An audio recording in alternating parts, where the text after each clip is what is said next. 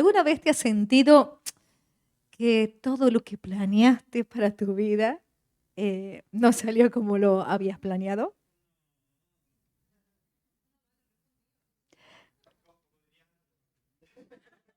Mm. ¿Te has sentido desconcertado, perdido, desorientado? Pero sigues adelante porque es lo que te toca, ¿no? Es lo que hay, ¿no? Mm, Por inercia, como dicen por acá. Pero en realidad no entiendes qué está sucediendo. Es como cuando te dices, no entiendo qué está sucediendo, no entiendo, no entiendo. El no entiendo es una palabra muy común en mí. No entiendo. Eh, Tal vez organizaste tu vida, hiciste planes a corto y largo plazo. ¿Mm? Hay mucha gente que le gusta ser muy organizada. Yo más o menos, pero trato, ¿no? Pero en este momento hay un gran silencio. Mm, Un silencio. No hay respuestas. Tal vez estaba siguiendo al Señor o está siguiendo al Señor y todo parecía ir por un camino más o menos seguro, pero en este momento estás más desorientado que un pingüino en Hawái. Imagínense un pingüino en Hawái. ¿Puede estar desorientado? Pobre pingüino, con el calor, con la calor, como dicen algunos. Ay, pobre pingüino, ay. Imagínense, yo sé que en este momento cuando yo les dije un pingüino en Hawái se lo imaginaron, ¿no es cierto? Sí, ¿ha visto la imagen? Viene, yo estuve buscando, pero había fotos muy cómicas y dije, no, se van a quedar con la imagen del pingüino y no van a prestar atención a lo que voy a decir. Así que por eso no lo puse, pero tenía pensado hacerlo. Em, Ahora, ya que hemos utilizado la imaginación para imaginarnos el pingüino en Hawái, vamos a utilizar nuestra imaginación y nos vamos a trasladar en el tiempo. Y nos vamos a ir a la época en que Jesús estuvo aquí. ¿Mm? Y quiero que imaginen la escena esta. Jesús en la cruz, con su cuerpo molido, desfigurado, clamando al Padre y diciendo cosas como esta, que dice en Lucas 23:34. Y Jesús decía, Padre, perdónales, porque no saben lo que hacen. Y repartieron entre sí sus vestidos echando suertes. También sabemos quiénes estaban al pie de la cruz en ese momento, nos lo dice el apóstol Juan en el capítulo 19:25, dice así, estaban junto a la cruz de Jesús, su madre y la hermana de su madre, María, mujer de Cleofás, y María Magdalena. Y también sabemos que estaba Juan porque en el versículo siguiente dice, cuando Jesús vio a su madre y al discípulo a quien él amaba, sabemos que se está refiriendo Juan a sí mismo, ¿no? Es una escena realmente terrible. Estábamos hablando de aquel que consideraban el líder, el maestro, el Señor. Estaba de repente clavado en una cruz con su cuerpo desfigurado. Yo creo que en ese momento ni las mujeres ni los discípulos podían entender lo que estaba sucediendo. Estaban tan desorientados como el pingüino en Hawái, ¿no? Sabemos que Pedro se fue llorando amargamente, pero no vemos ninguno de los otros discípulos, o sea, había 11, porque ya sabemos lo que pasó con Judas. Sabemos que Juan estaba ahí, o sea que los 10 restantes. Yo me pregunto dónde estaba Jacobo, ¿no? Si era del grupo de los 3, no se dice nada de Jacobo, pero tampoco sabemos dónde estaba. ¿Mm? O sea que sí sabemos que Pedro lloró amargamente, pero sabemos qué hizo los otros, no sabemos. Pero me imagino yo esa situación. ¿Alguna vez has sufrido la pérdida de alguien? Cuando sufres la pérdida de alguien, al principio lo primero que sucede es que no lo puedes creer, no lo puedes asimilar. Hay una negación. ¿Por qué? Porque es que no te esperabas que de repente una persona que tal vez tenía toda la vida por delante se fuera de este mundo. Yo me imagino el desconcierto, el temor que les entraría porque los romanos y los judíos estaban bastante bravitos. Los discípulos habían visto todo lo que había sucedido, cómo habían escarnecido al Señor. Realmente una situación terrible, ¿no? Y evidentemente no entendían. Y bueno, me dirás, bueno, sí, lo que pasa es que Jesús le dijo muchas veces lo que iba a suceder, pero ellos no entendían. Bueno, no entendían. Nosotros es fácil entenderlo porque nosotros tenemos el resto de la Escritura, pero ellos no tenían la Biblia, un detalle. Entonces, para nosotros es... Pero ahora vamos a volver aquí, a hoy. En este momento, ¿entiendes todo lo que está sucediendo en tu vida?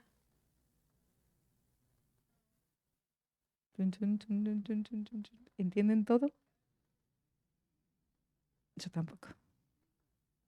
Hay un gran grillo. Un gran grillo. No entiendo, no entiendo. Sé que hay propósito de Dios, pero no podemos, el único que conoce el futuro es el Señor. Y aun cuando tenemos propósito, podemos hacer planes y pensar cómo Dios va a hacer esto o esto otro. Y tratamos de ponerle un camino, ¿no? Pero es que el problema es que nuestros caminos no son sus caminos. Entonces muchas veces cuando no sucede como esperábamos, llega el pingüino en Hawái, ¿no? Volvemos al tiempo de Jesús, imagínense ese viernes cuando entierran a Jesús, por la tarde, ese viernes el silencio. Calculo que los discípulos se mirarían y ni palabra pronunciarían. El dolor era tan grande. Si has perdido algún ser querido, sabes que hay momentos en que no puedes ni pronunciar palabra, porque te invade un dolor, una tristeza. No esperabas que esa persona ya no estuviera, ¿no? Llegó el día sábado, un día de silencio total, un día de dolor, de amargura, de desorientación. Cuando pierdes a alguien, te sientes desorientado, no puedes creer, te parece que estás viviendo un sueño, ¿no? Ellos estaban así, no entendían lo que estaba sucediendo y para ellos era como, ¿qué pasó? Con aquel que vimos caminar sobre las aguas, con aquel que vimos hacer tantos milagros, con aquel que resucitó los muertos, ¿qué pasó? Es como no poder creerlo. Era realmente imposible entenderlo. Ahora volvamos al tiempo de hoy y vuelve y piensa en tus sueños, los sueños que habías pensado, las cosas que habías planeado y construido. Si conocías el propósito de Dios para tu vida, probablemente lo construiste conforme al propósito de Dios, aunque a veces no tienes todas las piezas, ¿no? Pero otras veces, no, habitualmente no tienes todas las piezas, pero uno más o menos se dice, bueno, sí, tengo este propósito, voy a hacer así, y ya te planeas todo. Y se genera un gran silencio cuando de repente ves que pasa el tiempo o pasan situaciones que no estaban dentro de tus planes y te desbaratan todo lo que tenías planeado, ¿no? El problema es que como solamente Dios conoce el futuro, nuestro problema es que nosotros tratamos de planear según nuestro pensamiento. Y yo creo que Dios en su misericordia no nos revela el futuro porque seguramente nos meteríamos en el futuro y la chafaríamos. No sé si se entiende chafar. ¿Se entiende? Sí, o sea, meteríamos la pata. Haríamos grande desastre. Volvamos a ese momento, esa noche de sábado, esperando. No sabían qué esperaban. A lo mejor ni siquiera pudieron dormir. Y por la mañana temprano, pasó el día de reposo, por la mañana temprano esas mujeres van a la tumba y se encuentran que el Señor no está. En su asombro dice que el Señor se les aparece, que aparecen ángeles que le dicen, ¿por qué buscáis entre los muertos al que vive? Ellas van, le cuentan a los discípulos no le creen, van corriendo, encuentran la tumba, pero no está el Señor. Después se les manifiesta a otros dos que les dicen, pero dice en varios textos que no creían hasta que el Señor se aparece entre ellos. Estaban encerrados por temor. Vamos al libro de Lucas, capítulo 24, 45 al 49. A ver.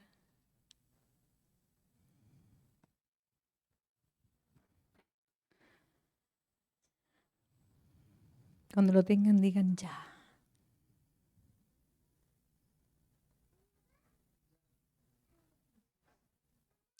Muy bien, Mateo, está muy atento. Dice, entonces les abrió el entendimiento para que comprendiesen las Escrituras.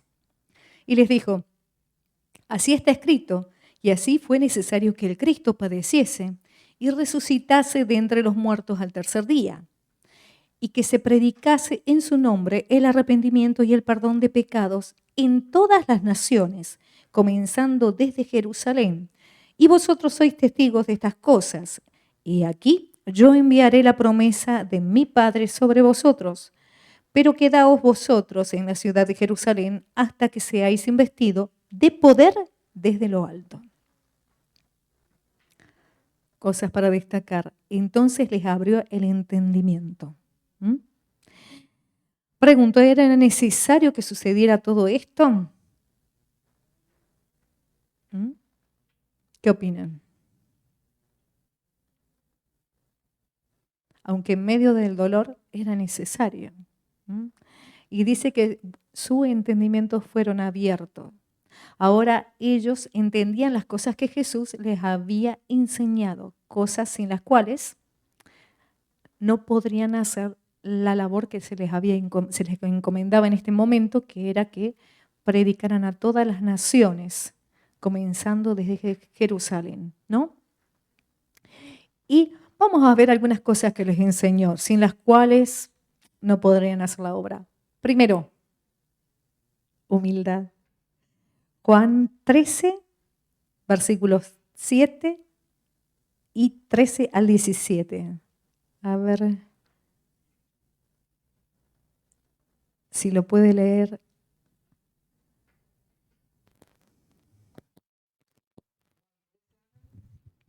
Versículo 7 y del 13 al 17.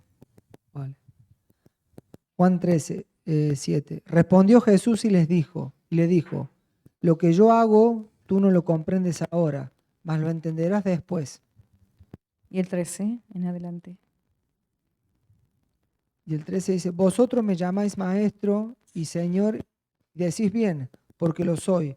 Pues si yo, el Señor y el Maestro, he lavado vuestros pies, vosotros también debéis lavar los pies los unos a los otros. Porque ejemplo os he dado, para que como yo os he hecho, vosotros también hagáis. De cierto os digo, el siervo no es mayor que su Señor, ni el enviado es mayor que el que le envió. Si sabéis estas cosas, bienaventurados seréis si las hiciereis. 13, 17 o hasta el 17. Hasta el 17, ya está. Interesante.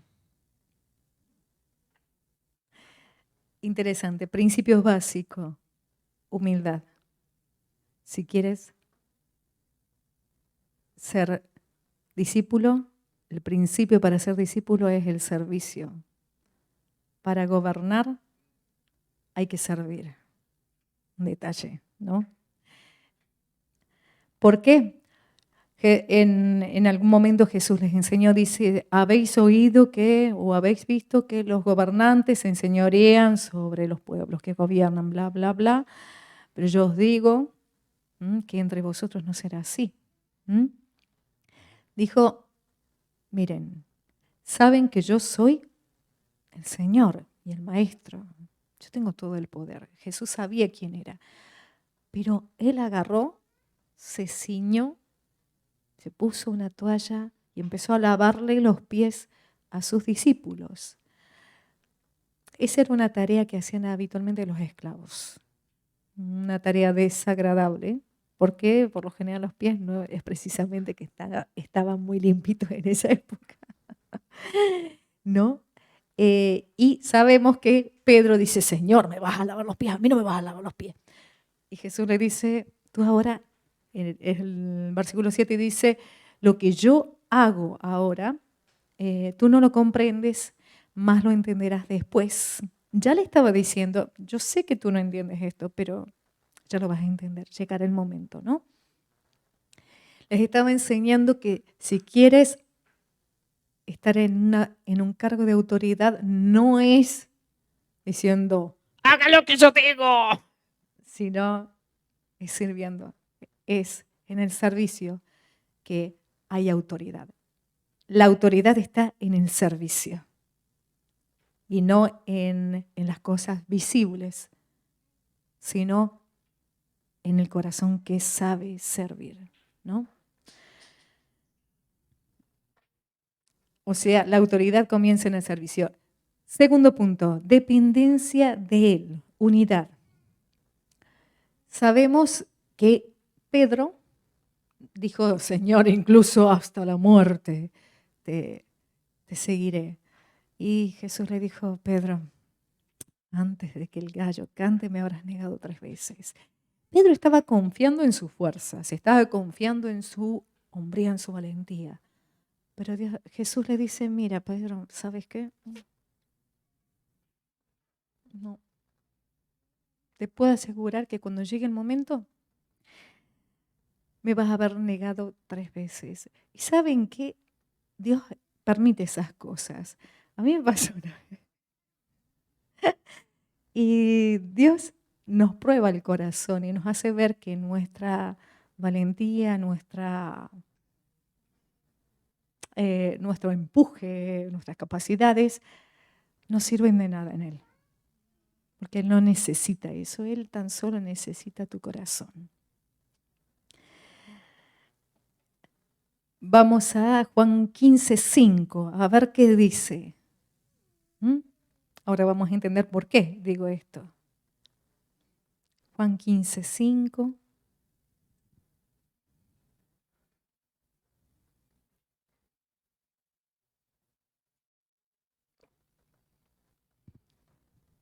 Dice así.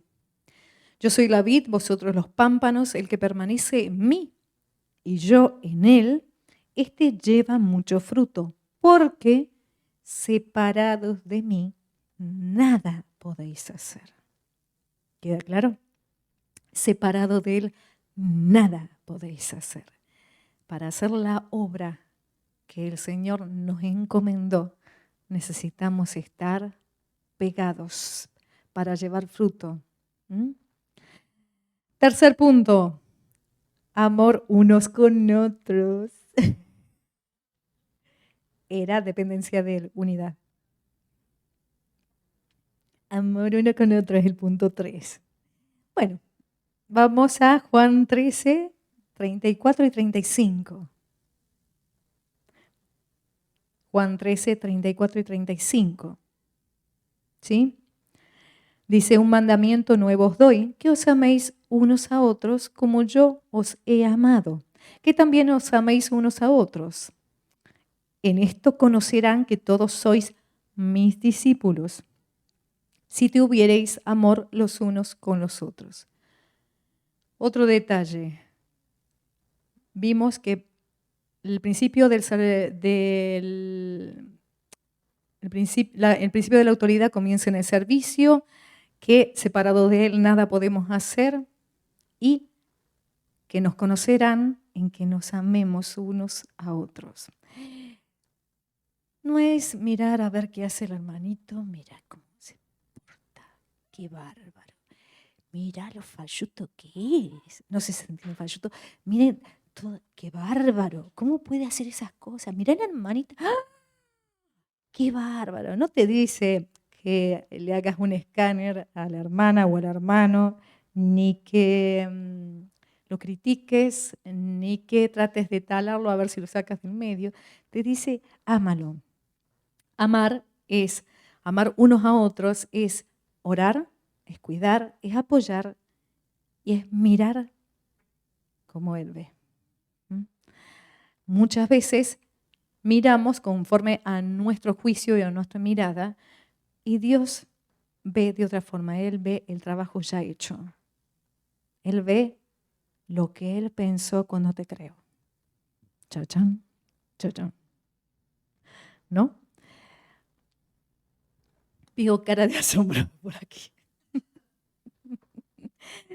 Bueno, y el cuarto y último es obediencia. Nuestro Señor fue un ejemplo de obediencia al Padre. Vamos a Filipenses 2:8.